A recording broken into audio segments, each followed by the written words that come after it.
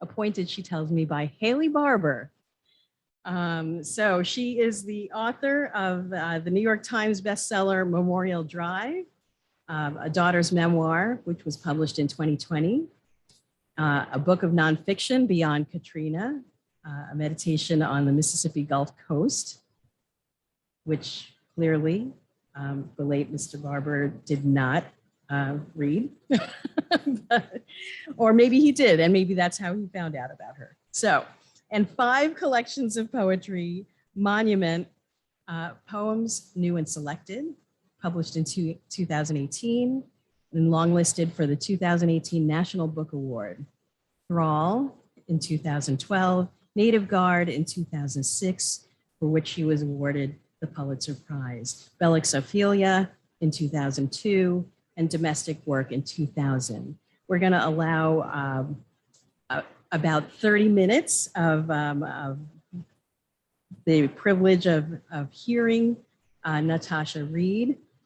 She's an amazing, amazing poet, a wonderful writer, but more importantly, a beautiful person. And I am so happy on behalf of the Walt Whitman Birthplace to welcome her with you.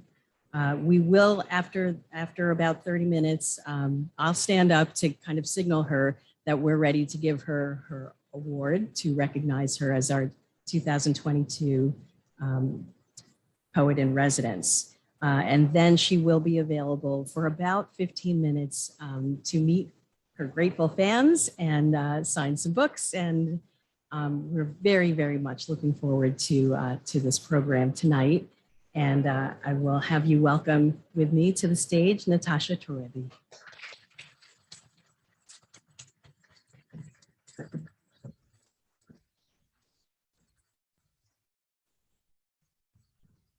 Thank you. Thank you for being here tonight in person with me. I'm delighted to get to be here in Walt Whitman's birthplace. His relationship to the South helped me to think about my own fraught relationship to my South, which is why I used in my book, Native Guard, this epigraph from Whitman that reads, "O magnet South, O glistening perfumed South, my South, O quick metal, rich blood, impulse and love, good and evil, oh, all dear to me." When I was born in Mississippi on Confederate Memorial Day, exactly 100 years to the day that that holiday was first celebrated by the state of Mississippi, a holiday glorifying a lost cause, white supremacy, and the attempt to destroy the Union in order to maintain slavery. My parents' interracial marriage was still illegal there and in as many as 20 other states, rendering me, in the eyes of the law, persona non grata, illegitimate. Some of you who were here earlier have heard me already read this poem, but I like to start with this poem because for me, it's a kind of literary autobiography in some ways. It suggests some of the books that my father was reading, some of the things that were the books that animated some of my own experience growing up. And when I was born there, as I say, not only was it illegal there and as many as 20 other states, it took a long time for the nation to get rid of its anti-miscegenation laws. I mean, for example, in the state of Alabama, they voted on the laws, even though in 1967, they were ruled unconstitutional in the Loving v. Virginia case by the Supreme Court.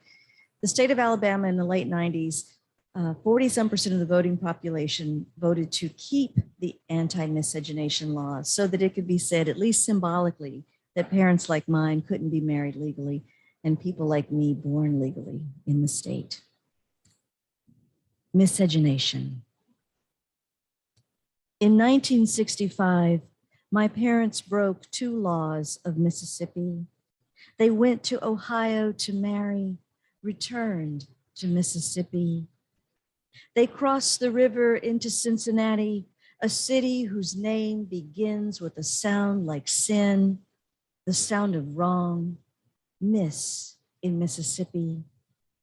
A year later, they moved to Canada, followed a route the same as slaves, the train slicing the white glaze of winter, leaving Mississippi. Faulkner's Joe Christmas was born in winter, like Jesus, given his name for the day he was left at the orphanage, his race unknown in Mississippi. My father was reading War and Peace when he gave me my name.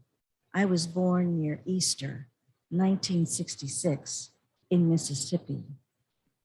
When I turned 33, my father said, "It's your Jesus year. You're the same age he was when he died." It was spring, the hills green in Mississippi.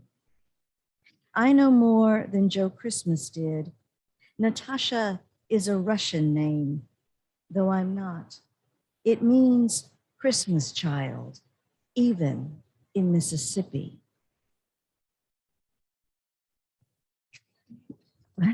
Thank you. My mother dreams another country. Already the words are changing. She is changing from colored to Negro, Black still years ahead. This is 1966. She is married to a white man, and there are more names for what grows inside her. It is enough to worry about words like mongrel and the infertility of mules and mulattoes while flipping through a book of baby names. She has come home to wait out the long months, her room unchanged since she's been gone, dolls winking down from every shelf, all of them white. Every day she is flanked by the rituals of superstition, and there is a name she will learn for this too: maternal impression, the shape like an unknown country marking the back of the newborn's thigh. For now, women tell her to clear her head, to steady her hands, or she'll gray a lock of the child's hair wherever she worries her own. Imprint somewhere the outline of a thing she craves too much. They tell her to stanch her cravings by eating dirt. All spring, she has sat on her hands, her fingers numb. For a while each day, she can't feel anything she touches: the arbor out back, the landscape's green tangle, the molehill of her own swelling. Here, outside the city limits, cars speed by, clouds of red dust in their wake. She breathes it in, Mississippi, then drifts towards sleep, thinking of some place she's never been. Late, Mississippi is a dark backdrop bearing down on the windows of her room. On the TV in the corner, the station signs off, broadcasting its nightly salutation, the waving stars and stripes, our national anthem. I like reading that when I know there are people old enough in the audience to remember when the station signed off. Not the only, some of you don't, I know, but that's okay. Southern Gothic. I have lain down into 1970, into the bed my parents will share for only a few more years. Early evening, they have not yet turned from each other in sleep, their bodies curved, parentheses facing the separate lives they'll wake to. Dreaming, I am again the child with too many questions, the endless why and why and why. My mother cannot answer, her mouth closed, a gesture toward her future, cold lips stitched shut. The lines in my young father's face deepen toward an expression of grief. I have come home from the schoolyard with the words that shadow us in this small southern town: Peckerwood and nigger lover, half-breed, and zebra, words that take shape outside us. We're huddled on the tiny island of bed, quiet in the language of blood, the house unsteady on its cinder block haunches, sinking deeper into the muck of ancestry. Oil lamps flicker around us, our shadows, dark glyphs on the wall, bigger and stranger than we are.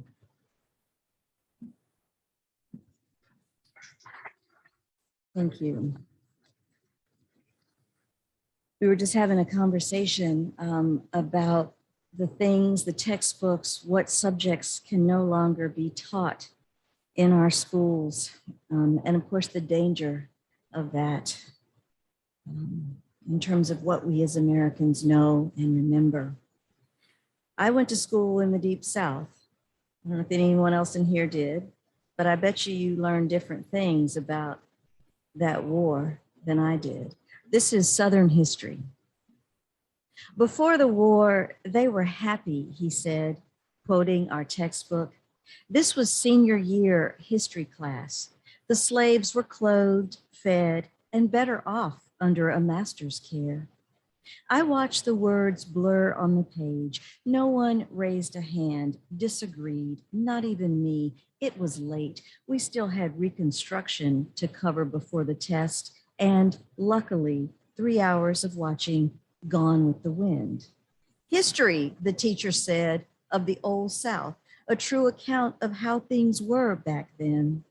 On screen, a slave stood big as life, big mouth, bucked eyes, our textbooks grinning proof.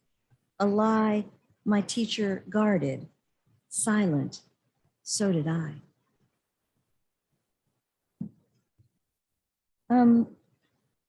When I was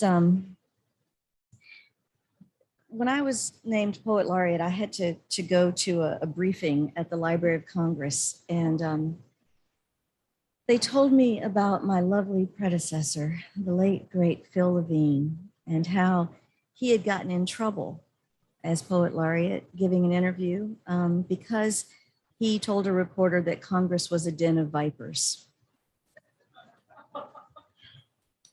But of course, he's the Poet Laureate for the Library of Congress. So you don't want to make Congress mad with the things you say. So what they told me is that I could say anything I wanted to as long as I said it in a poem. Now, poets out there, y'all know that means. So, and sometimes, even the way you set up a poem, but I'm going to say some things when I set up this poem. In the mid to late 60s, my parents and I lived briefly with my grandmother in her house in Gulfport, Mississippi.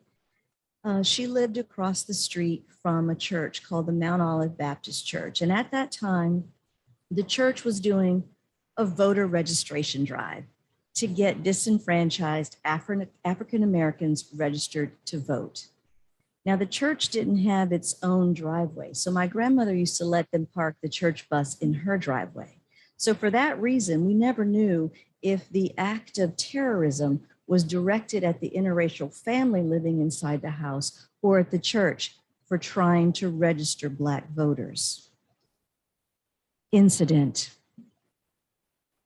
We tell the story every year, how we peered from the windows, shades drawn, though nothing really happened, the charred grass now green again.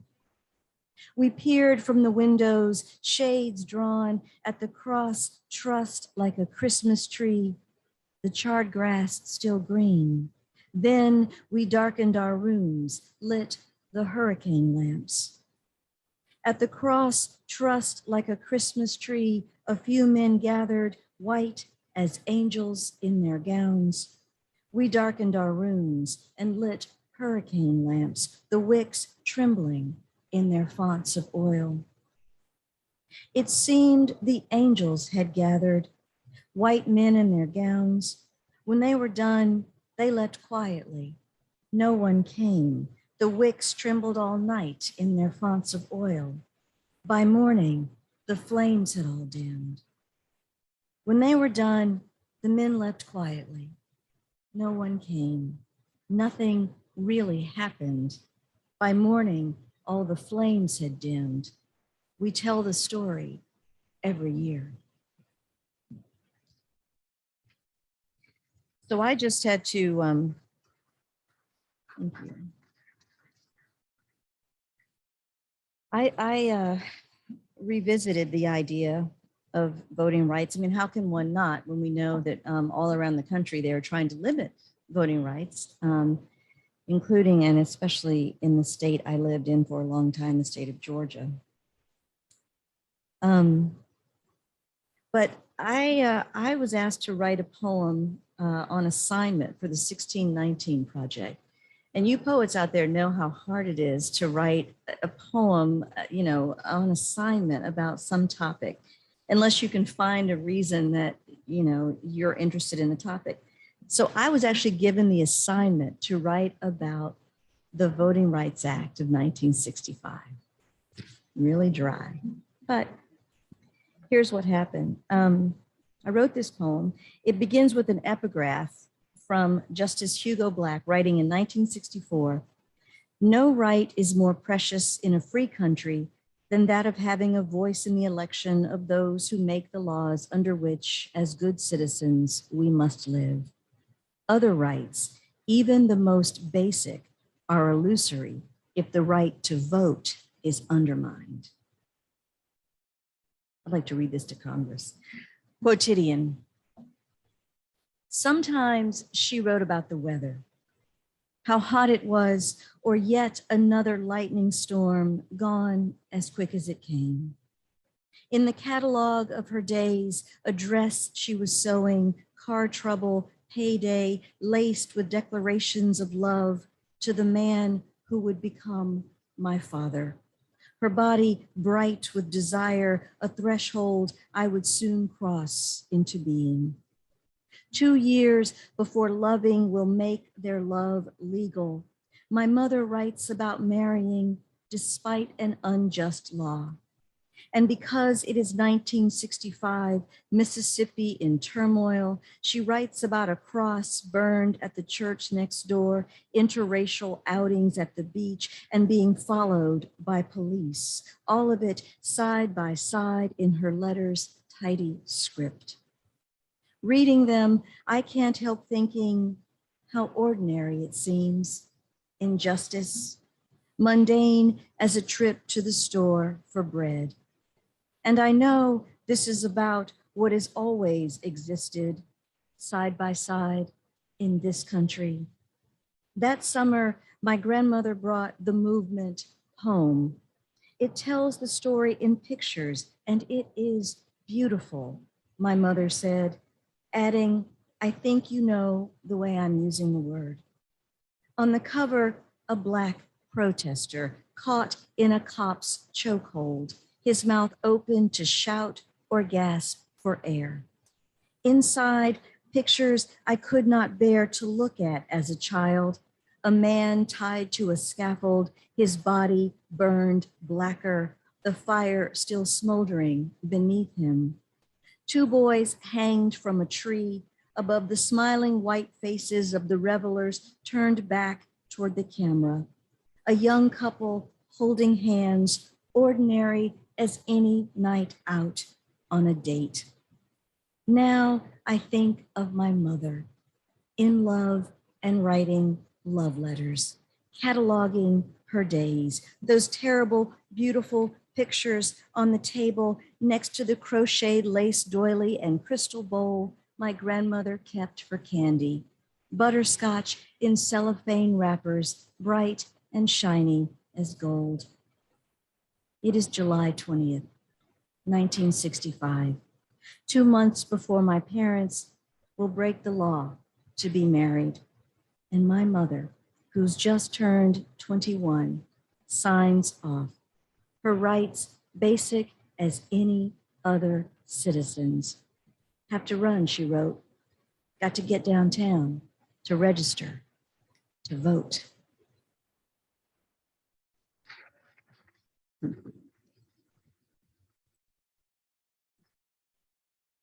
I'm going to close with just a couple more now. My father was also a poet, and one of my earliest teachers, not only as a child, but in graduate school. I was a student of his. And we also had a kind of fraught relationship that is, I think, a microcosm for the American problems around race and our original sin of white supremacy.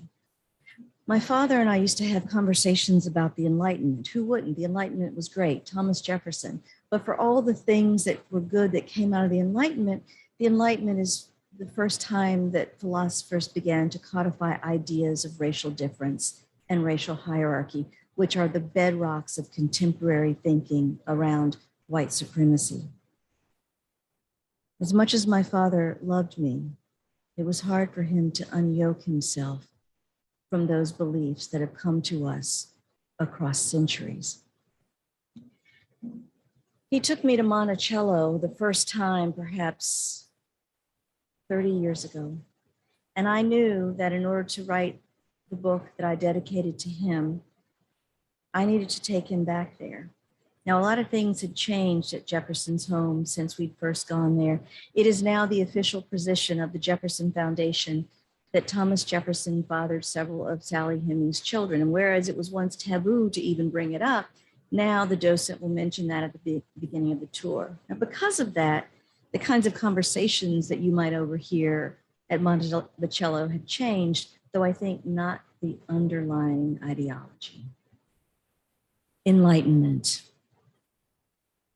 In the portrait of Jefferson that hangs at Monticello, he is rendered two-toned, his forehead white with illumination, a lit bulb, the rest of his face in shadow, darkened as if the artist meant to contrast his bright knowledge, its dark subtext. By 1805, when Jefferson sat for the portrait, he was already linked to an affair with his slave. Against a backdrop blue and ethereal, a wash of paint that seems to hold him in relief, Jefferson gazes out across the centuries, his lips fixed as if he's just uttered some final word. The first time I saw the painting, I listened as my father explained the contradictions, how Jefferson hated slavery, though out of necessity, my father said, had to own slaves. That his moral philosophy meant he could not have fathered those children, would have been impossible, my father said. For years, we debated the distance between word and deed. I'd follow my father from book to book, gathering citations, listen as he named, like a field guide to Virginia, each flower and tree and bird, as if to prove a man's pursuit of knowledge is greater than his shortcomings, the limits of his vision. I did not know then the subtext of our story, that my father could imagine Jefferson's words made flesh in my flesh, the improvement of the Blacks in body and mind in the first instance of their mixture with the whites, or that my father could believe he'd made me better. When I think of this now, I see how the past holds us captive, its beautiful ruin etched on the mind's eye. My young father, a rough outline of the old man he's become, needing to show me the better measure of his heart, an equation writ large at Monticello. That was years ago. Now we take in how much has changed. Talk of Sally Hemings, someone asking, how white was she? Parsing the fractions as if to name what made her worthy of Jefferson's attentions, a near white quadroon mistress, not a plain Black slave. Imagine stepping back into the past, our guide tells us then, and I can't resist whispering to my father, this is where we split up. I'll head around to the back. When he laughs, I know he's grateful I've made a joke of it, this history that links us, white father, black daughter, even as it renders us other to each other.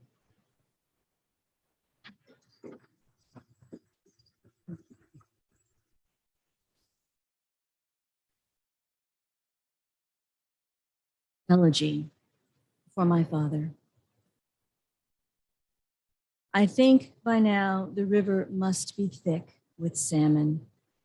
Late August, I imagine it as it was that morning. Drizzle needling the surface, mist at the banks like a net settling around us, everything damp and shining.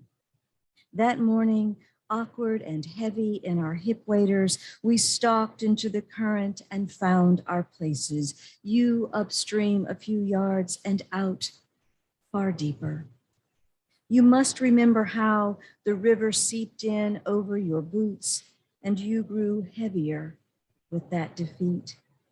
All day I kept turning to watch you, how first you mimed our guides casting, then cast your invisible line, slicing the sky between us.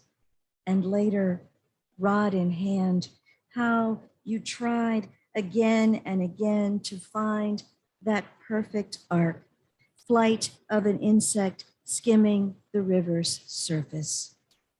Perhaps you recall I cast my line and reeled in 2 small trout we could not keep. Because I had to release them, I confess I thought about the past, working the hooks loose, the fish writhing in my hands, each one slipping away before I could let go. I can tell you now that I tried to take it all in, record it for an elegy I'd write one day when the time came. Your daughter, I was that ruthless. What does it matter if I tell you I learned to be? You kept casting your line, and when it did not come back empty, it was tangled with mine. Some nights, dreaming, I step again into the small boat that carried us out and watch the bank receding, my back to where I know we are headed.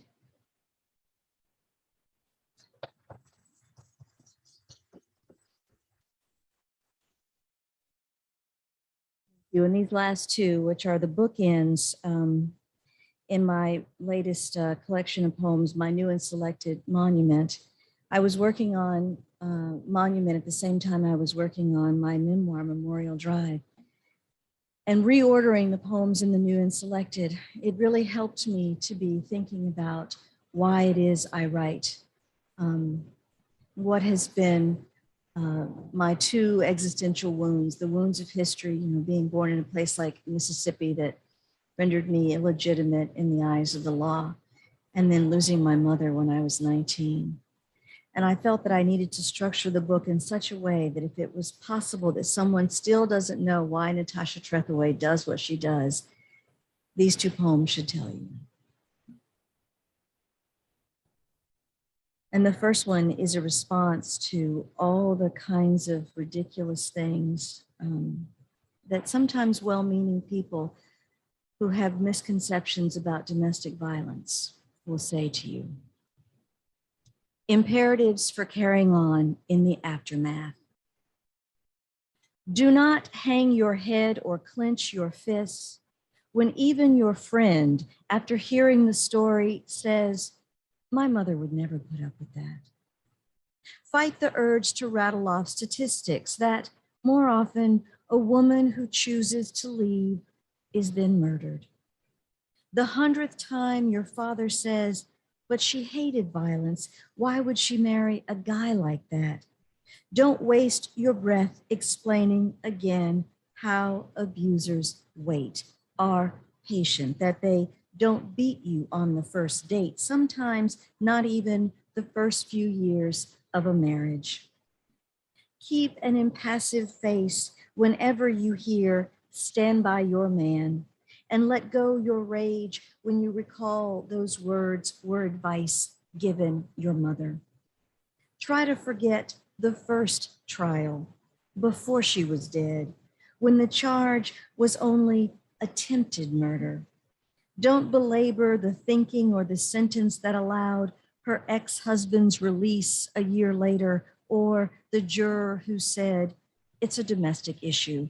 They should work it out themselves." Just breathe when, after you read your poems about grief, a woman asks, "Do you think your mother was weak for men?" Learn to ignore subtext. Imagine a thought cloud above your head, dark and heavy, with the words you cannot say.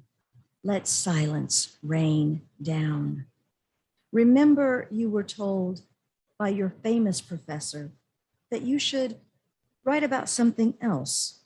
Unburden yourself of the death of your mother and just pour your heart out in the poems. Ask yourself what's in your heart, that reliquary, blood locket and seed bed, and contend with what it means, the folk saying you learned from a Korean poet in Seoul, that one does not bury the mother's body in the ground, but in the chest, or like you carry her corpse on your back.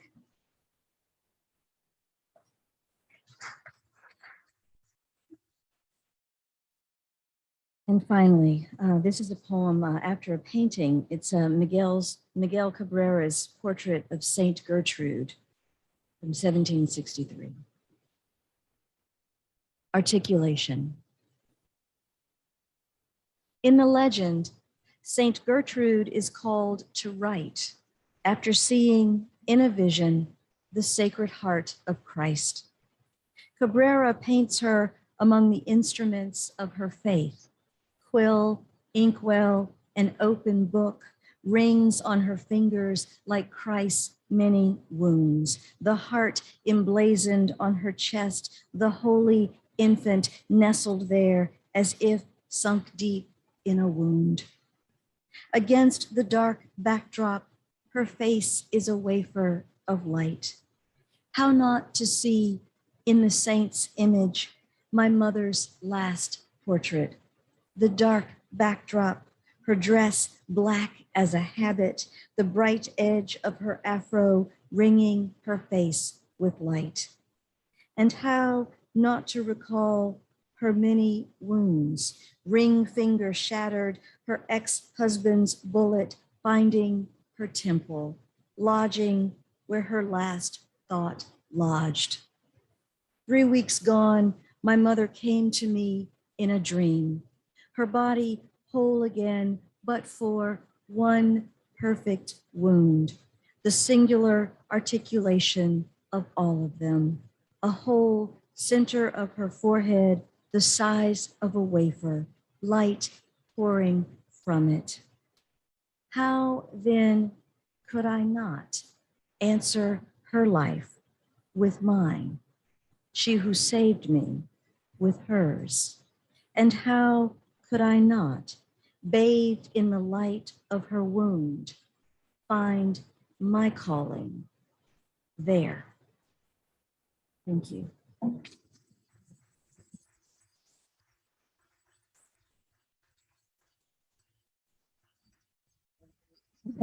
Should I say it? Oh, okay. Okay. Right here. Oh, I'm going to ask Natasha to stay right here on the stage because as our trustees who are here will get together to present her a poem. And while they're doing, or present her a plaque. While they're doing that, actually, so actually, then what I'll do is present you with a poem, okay? So this is a poem by Walt Whitman, and the one thing that I do regret about today is the weather, because in your visiting us, we would have loved to show you the beach, which was very, very important and one of the signatures of living here on Paumanok or Long Island. So this poem is called On the Beach at Night.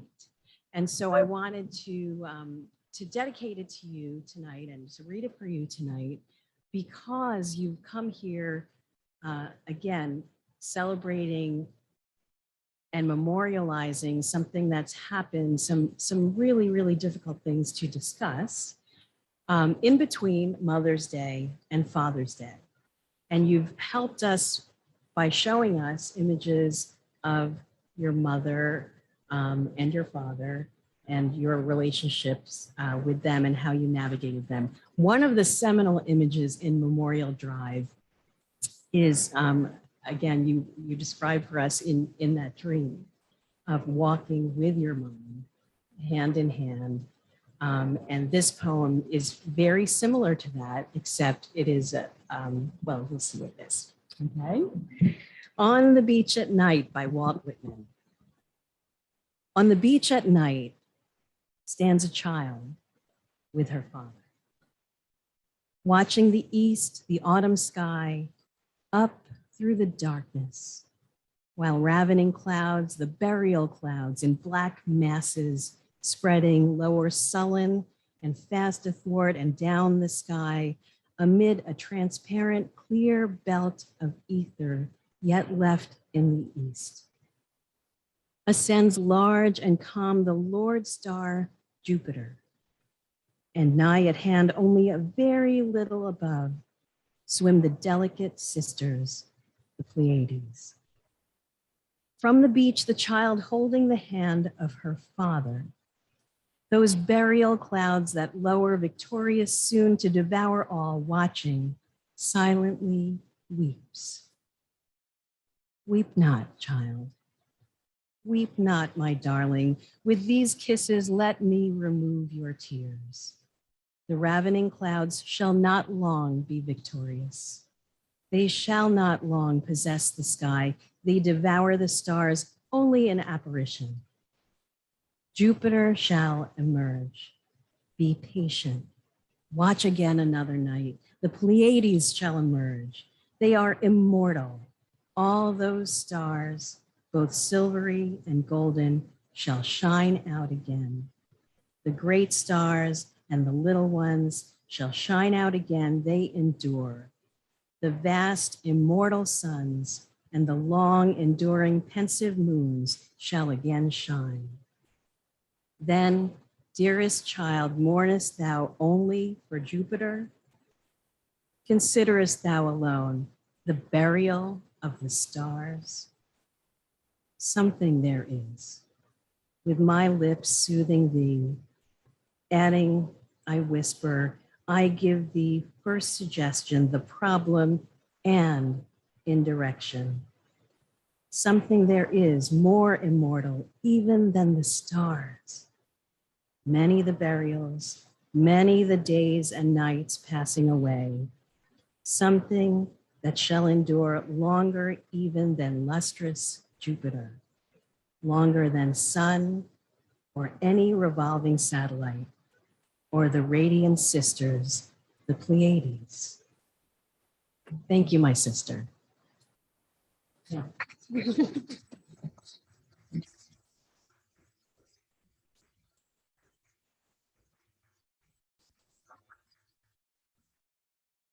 We'll invite the board members up to present an award.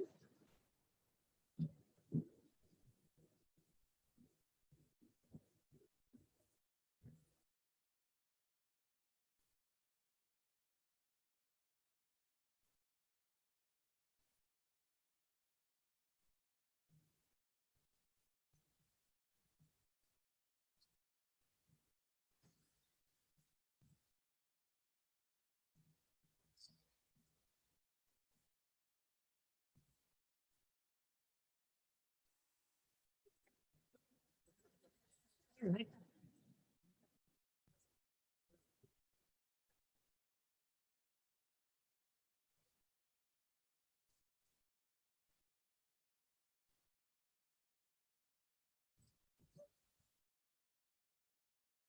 Plaque for our poet in residence reads, Walt Whitman, birthplace, State Historic Site and Interpretive Center, 2022, poet in residence, Natasha Trethewey.